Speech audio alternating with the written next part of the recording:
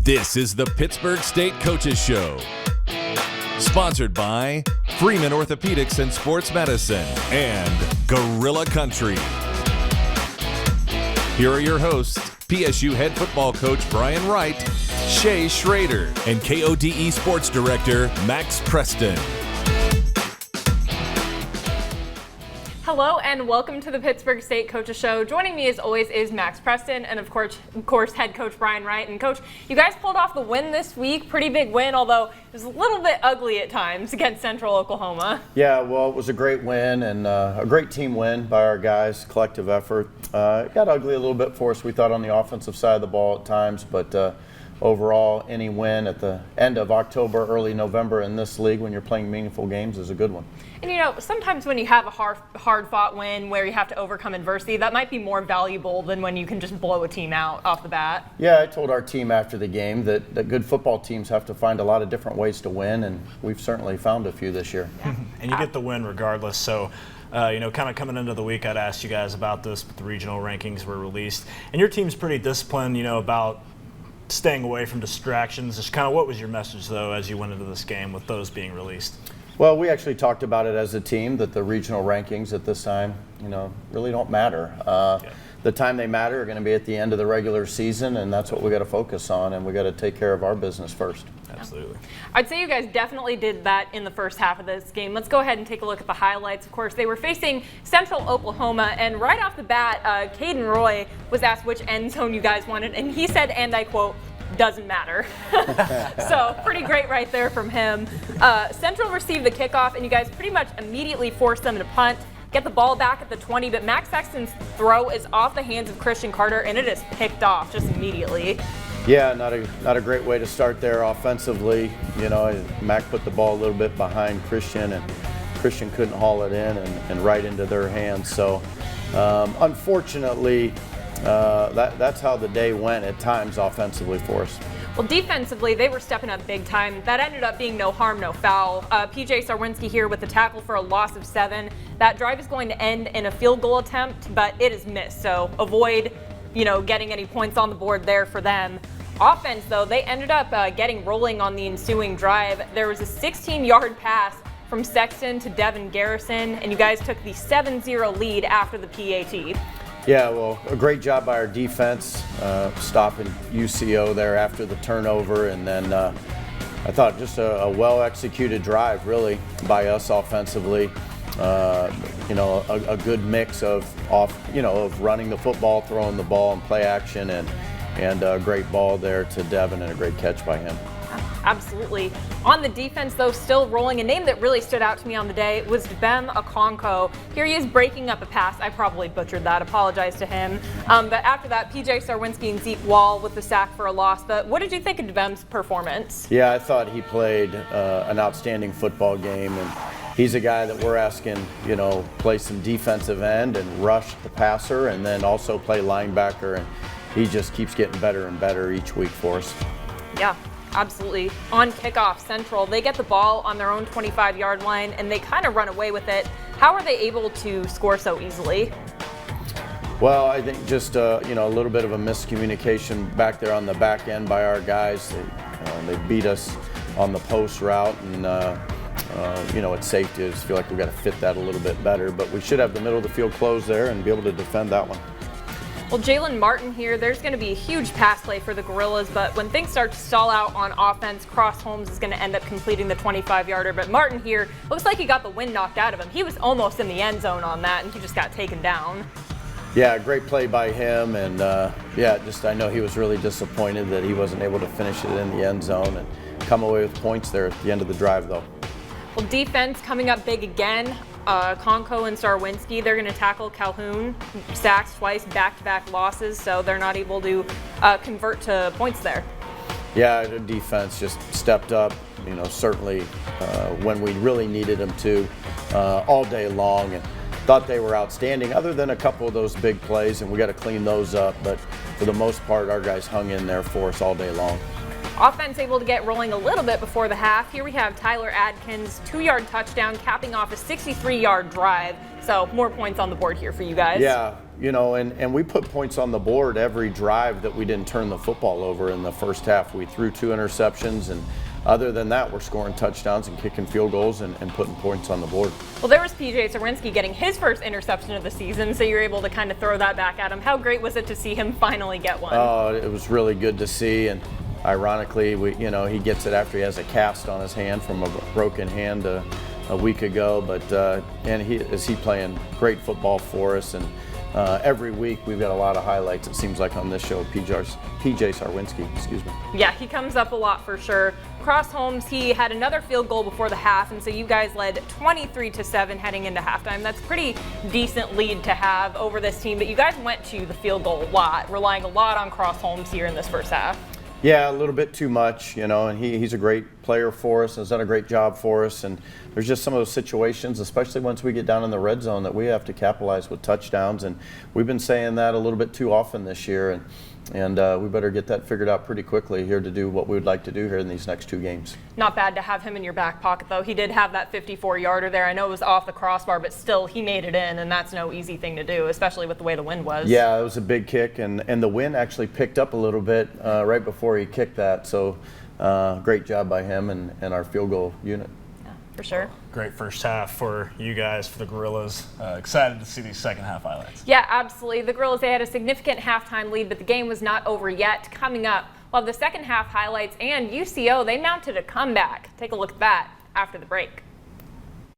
It's kind of just a mental thing. I mean, every practice I go into myself and I'm like, I got a job to lose. Like, there's something on my shoulder that I got to have a chip on, and I mean, I just got to continue to execute, and I just hold my teammates to that same standard. If I execute, you got to do the same things.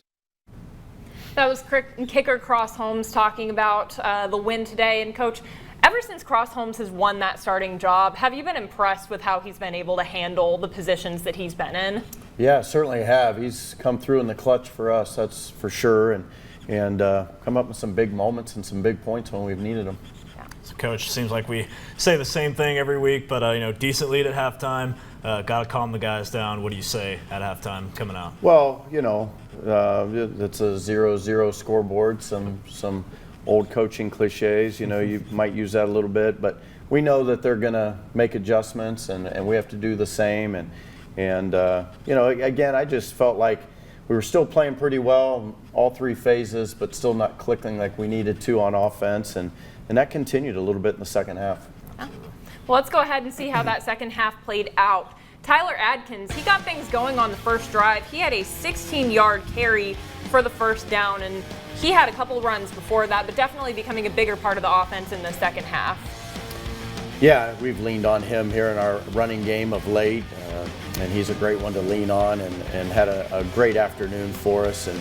And we had a lot of good runs, and we're really moving the ball. At the end of the day, we were over 400 yards of offense, which is a good day, but just some negative yardage runs or a sack or a turnover, and just some things that are hard to overcome sometimes. Now right here we saw Max Sexton with the fumble, and after this play, here's you kind of say to him, just throw that one away. Yeah, we needed him just to make a quicker decision there and not running around with it, in one hand. And Mac made some good decisions throughout the course of the game, but that one there we just got to get rid of a little bit quicker. Now Cross Holmes, you guys called on him again for another field goal attempt. That went wide left, but defense still playing it up. Here's OKONKWO forcing a fumble. UCO recovers it, but still they end up having to punt it on that drive. So that was an effective stop for him. Yeah, really good. Just another one of those plays that DUBEM puts a lot of pressure on the quarterback there coming off the edge. Now on the ensuing drive, there were 4 incomplete passes. Offense, they make it to 4th and 10 at the 32-yard line. And Cross Holmes' field goal attempt is good to give you guys 26 points, and that's it for scoring on the day for you guys. Yeah, again, unfortunately, that was it for us. UCO is a very good defense, very strong up front, made some things tough for us, but just, again, felt like we needed to execute much better. Now here's another touchdown of theirs. It seems like it kind of happened like their first one. They just had wide open field in front of them. What happened to the coverage there? Yeah, very similar to the first one. Just another post route that we got beat on, and our safety in the middle of the field just has to fit that up a little bit better. He should be there helping the corner on that. Now things kind of I wouldn't say fall apart, but start getting a little bit rough. Here we have Caleb Lewis with fumble on special teams, turnover right there. So they get the ball back, and I think that kind of gets things rolling for them to start closing in. Yeah, for sure. Put our defense really in a tough situation, and allowing UCO to get back into this football game. And what a great effort by our guys, trying to get these guys stopped when we're putting them in bad situations. They didn't score off of that turnover, but they did get the ball back with 3:30 to go. They're at the goal line. They score on this pass play, and that brings them within 6 points. So what are you saying to your guys at this point? You only have 3 minutes left. Yeah, well, telling our offense that we have to get going here and end the game with the ball in our hands and not give it back to them. We've got to do a better job of being able to do that and executing in those situations. I'd say you guys did just that. You were able to kind of run out the clock and end in victory formation there. So was able to make it work out in the end. Final score 26-20. But when you come away with a win like that, I don't think it was ever super close to going the other way, but maybe a little bit too close for comfort. How do you think you guys managed to let them gain on you that much? Well, again, you give up 2 75-yard pass plays, and they're going to get back into that, and you don't play well on offense or well enough to continue to put points on the board. You're going to let good football teams back into games, and that's what we did. But again, our team fought, and really proud of their effort. And on offense there at the end, when we needed to get a first down, we got one to end the game. Definitely. And so, after a game like that, a win's a win in the MIAA, like you said, especially at this point in the season. Just kind of what's your message after that win, just being able to hang on and get that win to your team in the locker room? Well, I told the team it's a great win. Like I said, end of October, early November win is going to be a great one when you're playing meaningful football. And but there was a lot of lessons to learn from that, that we needed to get back and study the film and find the mistakes and figure out what we got to do better this week. Absolutely. Well, still a good win for the Gorillas this week. Yeah, absolutely. Another mark in the win column. That's always positive. They moved to 7-2 on the year. Coming up, we're going to take a look at some final stats from the week. Don't go away.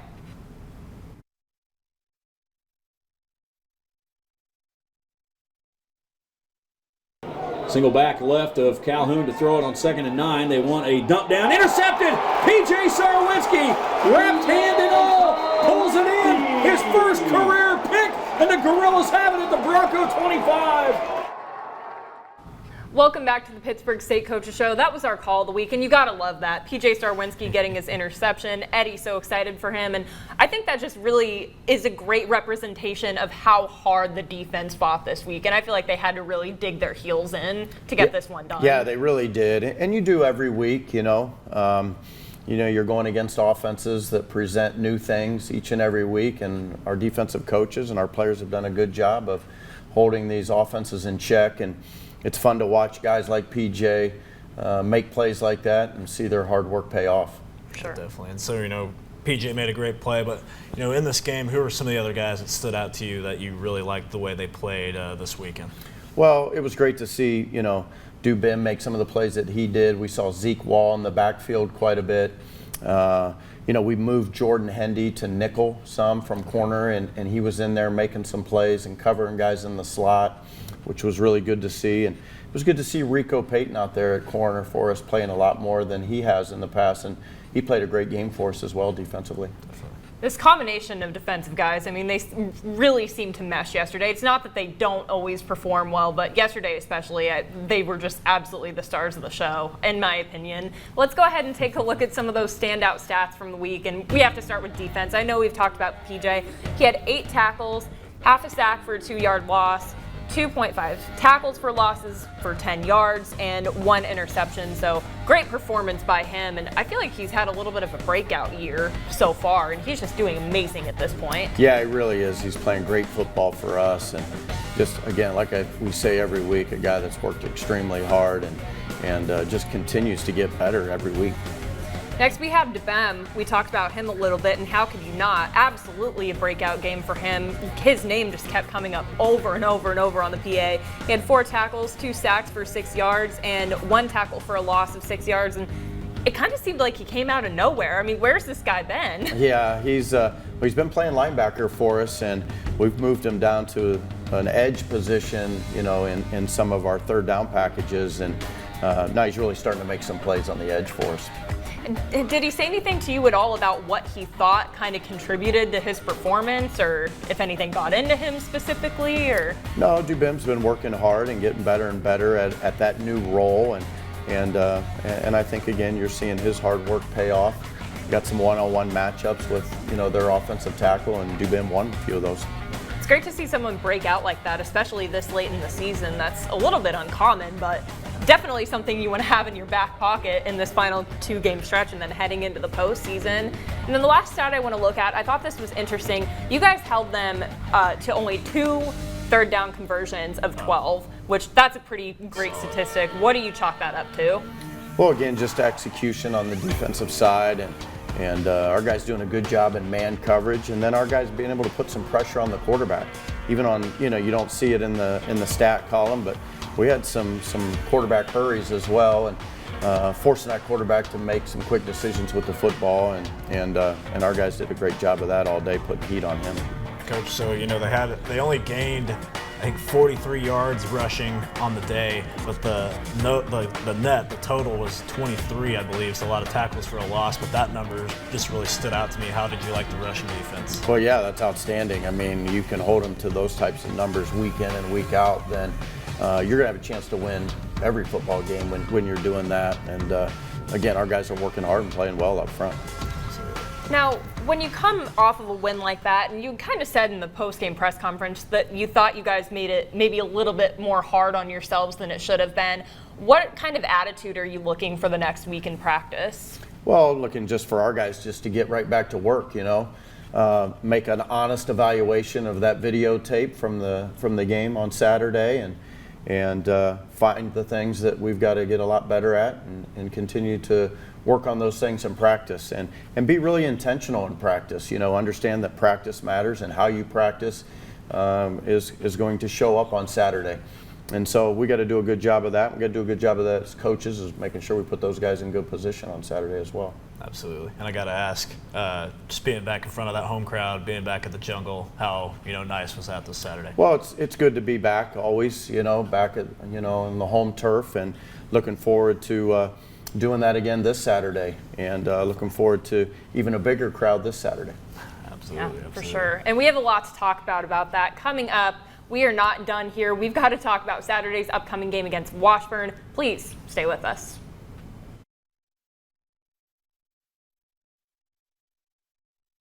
Well, we're all in this together, Offense, if offense is struggling, we're going to back them up. If defense is struggling, I know offense is going to back us up. Same thing with special teams. We back each other up. We're all in it together. Our defense played well today, I thought. We battled, and that's what we got to do when we're on the ropes. They got us on the ropes. We battled and fought back. Welcome back to the Pittsburg State Coaches Show. And Coach, that was PJ talking about, offense was maybe a little bit struggling this week, but defense was there to pick them up. Do you feel like your team as a whole, if you were struggling in one area, that the other 2 units can pick them up and keep things going, kind of like PJ was saying? Yeah, I really do. We have a close football family and a connected group, and guys that love to play the game for each other, and and they understand the game of football. You're gonna have one side of the ball that has maybe a little tougher challenge on one week than the other, and certainly we had a little bigger challenge on our end with the offense going against a pretty stout UCO defense, and I think our guys just love playing the game and playing for each other, and understand that defensively, if we got to start at the 10-yard line in our own end, and we're going to have to bow up and play some defense, and our guys have a great attitude, and they understand that. I think that shows so much on the field and on the sideline too. Whenever someone makes a big play, I mean, it's like the entire team comes and just collapses in on them every time, and you can really tell that the support is there between all of them, and I think you can just tell that they have an amazing relationship. Very close group, indeed. Yeah, I really do. And the one thing, and I've said it before, the thing that I think we're most proud of as a program over the last 2 years is just that connection, and our players growing closer together. And I think you're right, it shows up on the field. Well, we got to talk about what's ahead, but before we talk about what's ahead, I wanted to get your thoughts on this. We talked about this in the break. Northwest Missouri State getting a 66-13 win over Nebraska Kearney. That might be important down the line. But do you have any initial thoughts on that, or what was running through your head when you heard that final score? Well, glad we weren't on the other end of that, for sure. I don't know. I think anything on any given Saturday can happen. You're working with college football players, that anything can happen, and one team shows up a lot more prepared and ready to go than another sometimes, and sometimes that's how the breaks happen in a game. You get some turnovers, and all of a sudden things kind of snowball from there. And I haven't watched the film of the game, so I'm not quite sure exactly what happened, but I'm kind of curious to see that for sure. Yeah, and in that kind of game, it just shows you really just how crazy the MIAA could be. Kearney looked like a team that could make a run, but is that a testament to just what this conference is like? Yeah, I think so. You got to bring your A game every week, that's for sure, and you got to be ready to go. And it's a game of inches, and again, that game can get out of hand real quick if you're not taking care of your side of things. Now, I like what you just said. It's a game of inches. That's kind of how I'm feeling about the standings right now. And of course, we have 2 weeks left in the regular season, but let's take a look. Top 4, we have Northwest Missouri, Kearney, you guys, and Washburn, which you're facing Washburn this coming Saturday. They've been the only ones able to get a win over Northwest Missouri, so a couple weeks left to see how everything's going to play and shake out. But what are your expectations for the type of Washburn team that you're going to be facing this coming Saturday? Oh, I think we're going to get an outstanding football team. A team that's beat Pitt State the last 3 seasons in a row. We've got some guys in our locker room that, told me the other day that they've never beaten Washburn, and so they know we're going to play a good football team. And we've been watching them on videotape and crossover games, and they are a very, very good team. Very sound, very fundamental. Do not make a lot of mistakes on either side of the ball, and so we got to be ready to play a really good football game. I've been saying it all week. This game, I think, is really a big decider for you guys. Basically a get in the playoff type of game. You beat these guys, I think you have a really good shot. Just how much weight does this game have this weekend? Well, when you have us both at 7-2 and fighting for that outright 3rd position right now, it has a lot of weight, as many games do, and they all count the same in the win and loss column, but certainly this one has come down here towards the end of the year to have a lot of impact, and a team that's trying to earn their way into the playoffs. Yeah, whoever made you guys' schedule couldn't have picked it any better. I mean, this is coming right down to the wire. I know that you guys try and prepare the same way every week and try and keep the same mentality. Is it more difficult to keep that mentality when you know that you have a game of this caliber coming up? Oh, I think it motivates your guys, when you're playing meaningful games and they know that these games could have an impact on postseason, then you're going to get a lot of focus, and I think you got a better shot at getting everything out of your guys. Absolutely, man. I'm excited for this weekend. It's going to be a good game for you guys, and can't wait for it. Yeah, I'm expecting an amazing turnout for sure. One last question before we go. I know that you mentioned costume contest on Halloween. Who was your winner? Well, the guys tried to say it was Zach Vance because he was dressed up like me, but I argued that it was not him. We had Nacho Libre and a few other good ones out there. Ricky Bobby we had today. But we had Michael Anthony, Tom Anthony's son, and he was a young Caden Roy. So he ended up the winner. Oh my gosh. Okay. We might need to see some photos. If they exist, we might need to see some photos and insert this later on. But Coach, thank you so much for joining us in this week's edition of the Pittsburg State Coaches Show. And thank you all at home for watching. We will see you back here next week. This has been the Pittsburg State Coaches Show, sponsored by Freeman Orthopedics and Sports Medicine and Gorilla Country.